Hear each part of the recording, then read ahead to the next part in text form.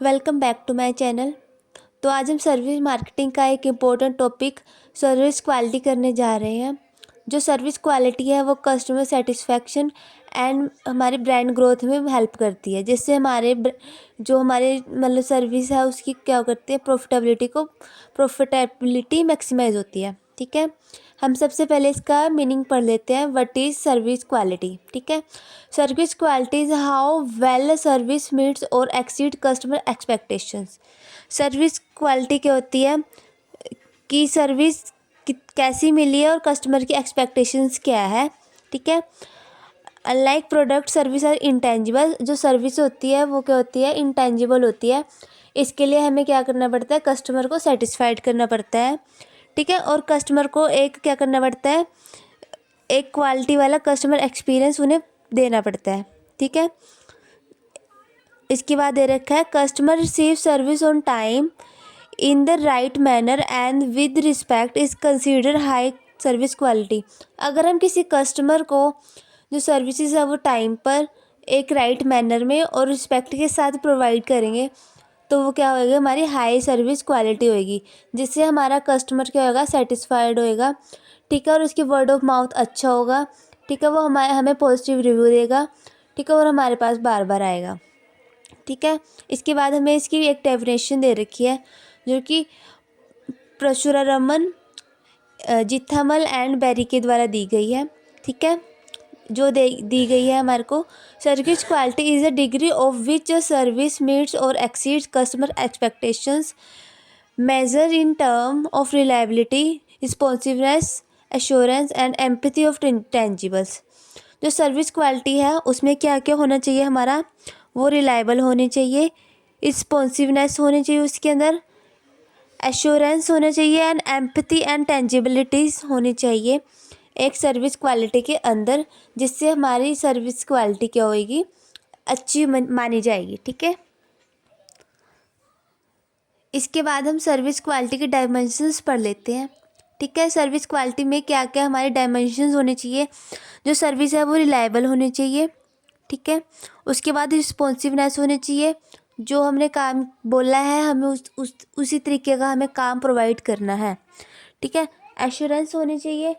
ठीक है, जो कि हमारे कस्टमर के बीच में हमारा ट्रस्ट पैदा करता है, ताकि जो हमारा मतलब जो हमारी सर्विस है उसका पॉजिटिव रिव्यू आए हमारे पास। ठीक है, उसके बाद है एम्पैथी, जिसमें कस्टमर की देखभाल करना।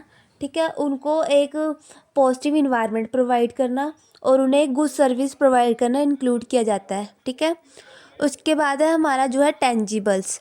ठीक है, टेंजिबल्स में हमारा क्या होता है, मतलब इसमें भी सेम चीज़ें होती हैं। देखो, वहाँ का इन्वायरमेंट, सर्विसेज के टूल्स, ठीक है, किस प्रकार हम सर्विस उन्हें प्रोवाइड कर रहे हैं, ये सारी चीज़ें हमारी किस में आ जाती है, टेंजिबल्स में।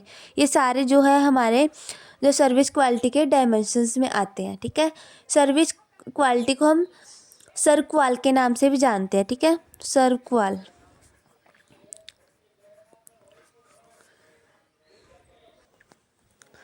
इससे आगे हम बढ़ते हैं, जो कि है इसके बाद है हमारे इम्पोर्टेंस ऑफ सर्विस क्वालिटी।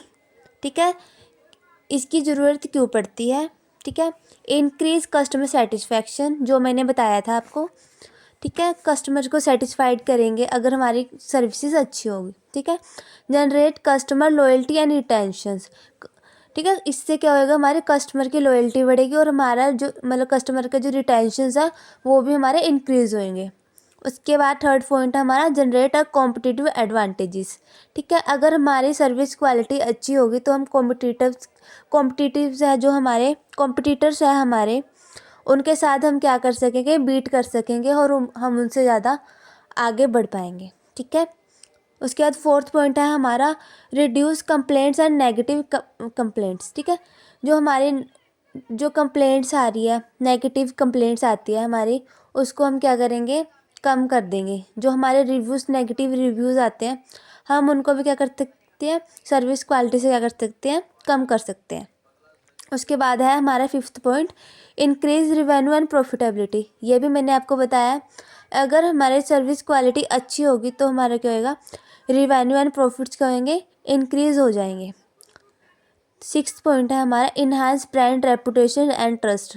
अगर हमारी सर्विस क्वालिटी अच्छी होगी तो हमारा ब्रांड रेपुटेशन एंड ट्रस्ट भी क्या होएगा, बढ़ जाएगा। कस्टमर का हमारे प्रति ट्रस्ट बढ़ जाएगा। ठीक है। 7th पॉइंट से हमारा promote positive word of mouth. अगर हमारा कस्टमर सेटिस्फाइड होगा तो उसकी वर्ड ऑफ माउथ क्या होएगा, पॉजिटिव होएगा, वो हमारे बारे में अच्छी बातें ही कहेगा। ठीक है। और जो हमारा होएगा, जो सोशल पब्लिसिटी होएगी ना उनकी तरफ से, वो अच्छी होएगी हमारे लिए, वो रेफरेंस भी हमारे लिए ला सकते हैं। ठीक है। 8th पॉइंट है हमारा increase employ satisfaction and productivity. इससे क्या होएगा, कस्टमर की सेटिस्फैक्शन भी बढ़ेगी और हमारे प्रोडक्टिविटी में भी इंक्रीमेंट आएगा। ये सारे हैं हमारे इम्पोर्टेंस ऑफ सर्विस क्वालिटी। इससे आगे हम चलते हैं, एक इम्पोर्टेंट टॉपिक है जिसको हम कहते हैं the gap model of service quality. ठीक है। इसे सर्वक्वाल मॉडल के नाम से भी जाना जाता है। ठीक है। जिसे 1985 में हमारे परशुरामन, जिथमल एंड बेरी के द्वारा बनाया गया था। ठीक है। 1985 में बनाया गया था। ठीक है। जिसमें हमारा क्या होएगा, ये क्यों बनाया गया था, जो हमारी सर्विस क्वालिटी है कस्टमर की, उसके मेज़र करने के लिए ये बनाया गया था। इसके ऊपर, कस्टमर्स के ऊपर फोकस करने के लिए ये इसलिए बनाया गया था कि जो हमारे फेलियर्स आ रहे हैं, ठीक है, वो हमारे क्यों आ रहे हैं और हम उनको कैसे रिड्यूस कर सकते हैं, उसके लिए जो सर्विस क्वालिटी मॉडल है वो बनाया गया था। ठीक है। हमारे पास एक डायग्राम है, उसके थ्रू हम इसे समझ लेते हैं। ठीक है।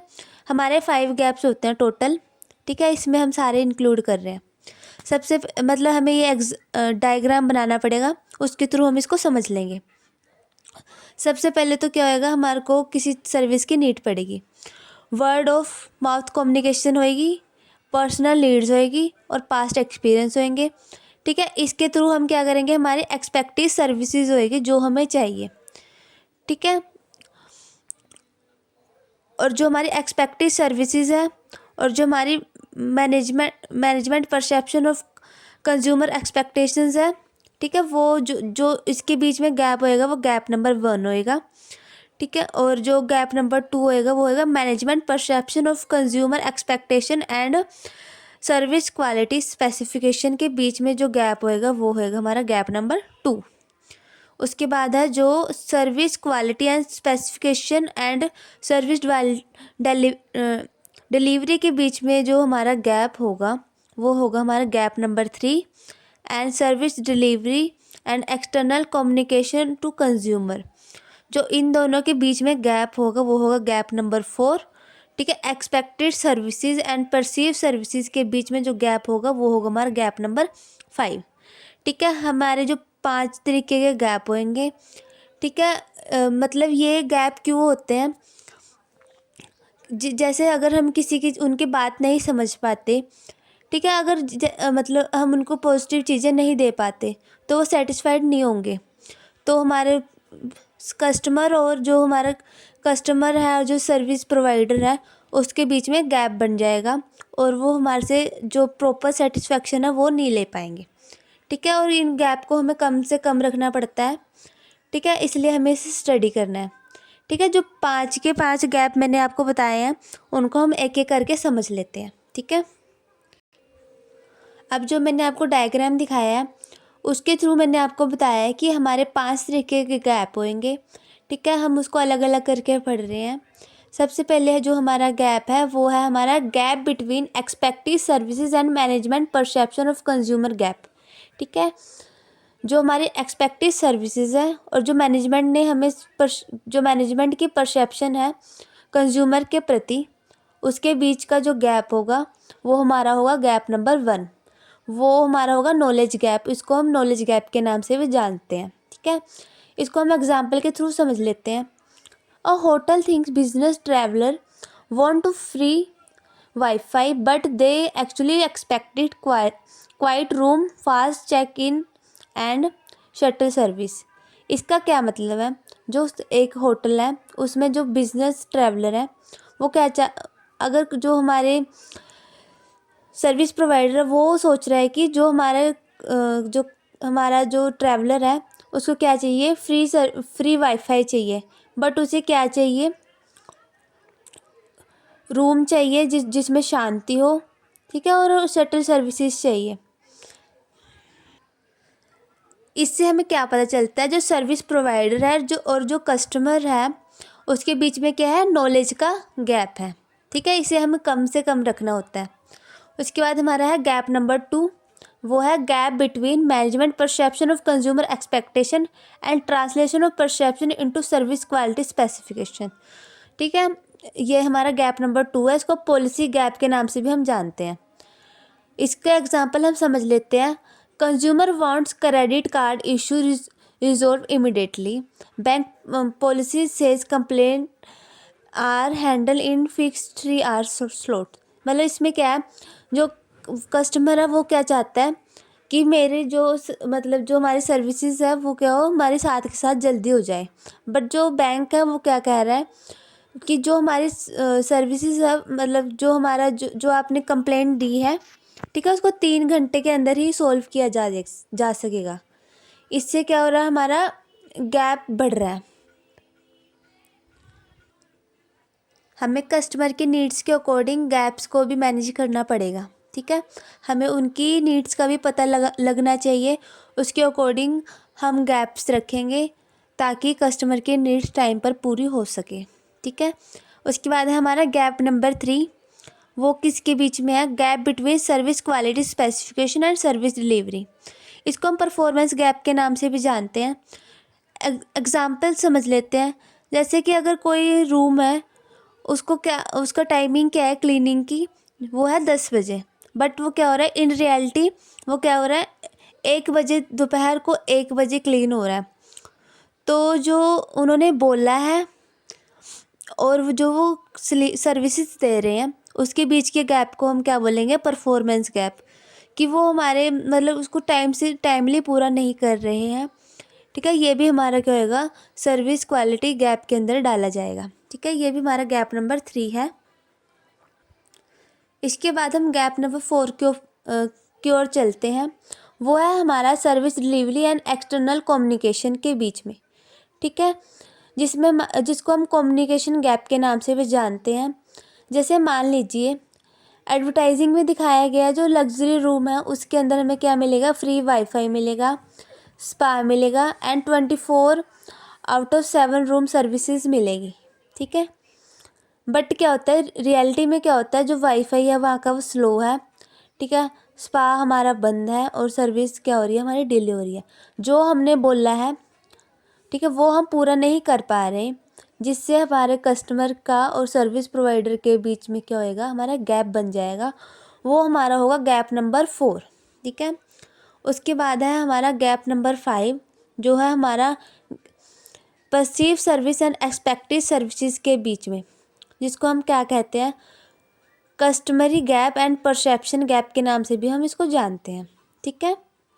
फॉर एग्जांपल जो एक्सपेक्टेशन है वो क्या होगी, quick service and tasty food, but वो परसेप्शन क्या हो रही है, food is average and service is slow. अगर हमारा ऐसे ही चलता रहेगा तो कस्टमर का और सर्विस प्रोवाइडर के बीच में गैप बढ़ते रहेंगे। ये हमारे 5 तरीके के हमारे गैप्स हैं जो हमने पढ़ा है। सबसे पहले तो हमारा expected service and management perception gap, ठीक है, customer expectation and service quality specification gap, और उसके बाद है हमारा service quality specification and service delivery gap, ठीक है। उसके बाद 4th है हमारा service delivery and external communication gap, और 5th है हमारा service and expected services gap, ठीक है। ये हमारे 5 के 5 गैप कंप्लीट हो चुके हैं। उसके बाद हमारा टॉपिक है reduce gap in service quality, ठीक है। सर्विस क्वालिटी के जो गैप्स हैं हम उनको कैसे कम कर सकते हैं। वैसे तो काफ़ी सारे हैं, पर मैंने कुछ मेन हैं जो वही लिखे हैं। जैसे कि हम क्या करेंगे, रेगुलरली रिसर्च करेंगे एंड कस्टमर का सर्वे करेंगे, ठीक है। उसके बाद हम क्या करेंगे, ट्रेंड स्टाफ को रखेंगे और कस्टमर के नीड्स का पता लगाएंगे। 3rd पॉइंट है हमारा पॉलिसीज़ को फ्लेक्सिबल रखेंगे और कस्टमर के नीड्स का पता लगाएंगे। 4th पॉइंट है हमारा प्रॉपर रिसोर्स का यूज़ करेंगे and tool and services provide करेंगे डिलीवरी के टाइम। 5th पॉइंट है हमारा monitor performance and regularly and give feedback. हम क्या करेंगे, परफॉर्मेंस का पता लगाएंगे और टाइम टू टाइम फीडबैक लेते रहेंगे, ठीक है। Over promising in marketing avoid करेंगे, जो हम ओवर प्रोमिसिंग कर रहे हैं हम उसको क्या करेंगे, अवॉइड कर देंगे। उसके बाद लास्ट पॉइंट है जो हमारा, resolve problem properly and effectively. हम क्या करेंगे, प्रॉब्लम्स को क्या करेंगे अच्छे से इफ़ेक्टिवली क्या करेंगे, रिसोल्व करने का हम ट्राई करेंगे, ठीक है, जिससे कस्टमर को सेटिस्फाइड करने में हमें हेल्प मिलेगी, ठीक है। तो आज की वीडियो में हमने सर्विस क्वालिटी का मीनिंग, डेफिनेशन, डायमेंशंस, इसके साथ साथ इसकी इम्पोर्टेंस एंड गैप्स मॉडल किए हैं, जिसके अंदर हमारे हैं knowledge gap, policy gap, performance gap, communication gap and perception gap है जो वो इसमें डाले गए हैं, ठीक है। और इसके साथ साथ हमने क्या पढ़ा है कि हम इसे कैसे कम कर सकते हैं, ठीक है। इसके जो कुछ इम्पोर्टेंट टॉपिक पॉइंट्स हैं वो हमने इसमें पढ़े हैं, ठीक है। आई होप आपको समझ आया होगा। अगर आपको कुछ क्वेरी हो तो आप मुझे मैसेज कर सकते हैं, कमेंट कर सकते हैं, ठीक है। और वीडियोस के लिए आप क्या करें, लाइक करें, सब्सक्राइब करें, और जो मेरे को वीडियोस बनानी चाहिए उसके लिए आप मुझे कमेंट कर सकते हैं और मुझे बता सकते हैं, ठीक है। Thank you.